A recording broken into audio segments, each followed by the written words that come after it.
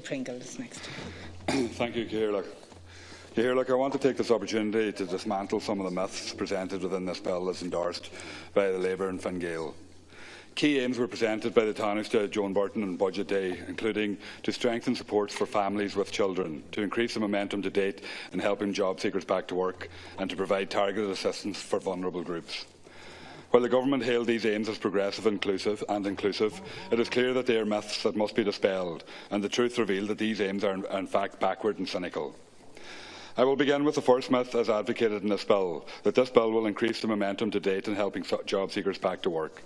The bill outlines slight increases in supports for family income supplement, job seekers transition payment, a new tapered PRSI credit for Class A employees, and top-up payments of €250 per week for community employment, rural social scheme, TOOS, gateway and similar schemes.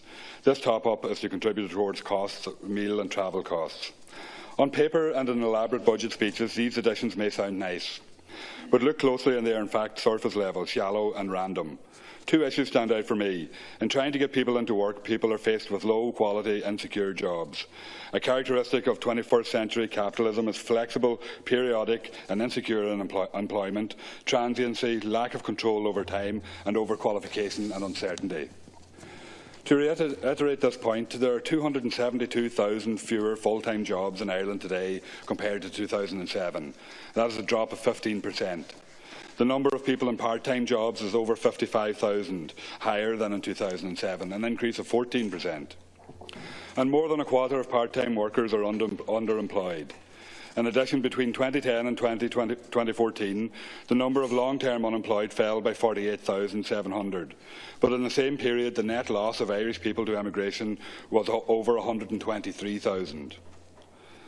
It is a worrying statistic published by the Central Statistics Office that just over 73,000 workers were being paid the national minimum wage rate for an experienced adult of $8.65 per hour or less in Q2 in 2014.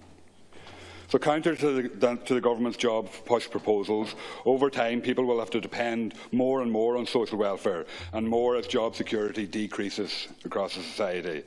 Social welfare traps will emerge once again.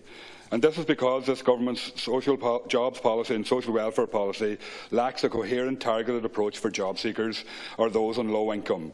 Instead, it has covered their tracks with a shallow layer of small top-ups and token initiatives. The increase in the income disregard for those in job seekers' transition allowance is a modest approach to increasing a parent's ability to stay in low-paid employment. Keeping families on the margins of work through low pay will mean welfare traps are an increasing reality. There are currently 59,000 families in receipt of family income supplement, and combined with the changes in the universal social charge, this is the fact that we are creating a low-paid economy and actually subsidising low pay within the economy as well through government transfers. I now move on to myth number 2, that this bill will strengthen supports for families with children. This bill does not strengthen supports for families with children at all. It only just about sustains them. You would expect that a government that has witnessed child poverty rates double since taking office would have drafted a policy to reflect this urgent issue. Much of the supports like child benefit are blanket increases to all recipients and not targeted to anyone on the basis of their level of need. Barnardo's has stated that although the child benefit increase might appear to be a step in the right direction, without meaningful investment in public services, the government target of lifting 70,000 children out of poverty will never be achieved. Barnardo's further stated that while some measures in the budget 2016 are encouraging, for example the introduction of paternity benefit, there is little to suggest that it will be followed up with investment measures that will in turn have a lasting impact on families who have spent years struggling against poverty and inequality. One family, which deals with lone parents and their families, has explicitly expressed disappointment in the budget's approach to lone parents where poverty rates are far higher than the rest of society, and they request that low-income families need the family income supplement adjusted so that it makes work pay by reducing the qualifying hours to 15 hours per week and tapering the pay as well. The final myth that this bill will provide targeted assistance for vulnerable groups.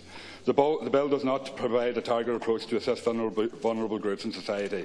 In fact, as Social Justice Ireland has declared, this budget is the 5th regressive budget as it favours the better off in society, and there is absolutely no denying this. Vulnerable groups were sidelined in this bill, and we all know why. Thank you, Deputy O'Sullivan. Thank you. I was horrified to hear one of the ministers in a budget speech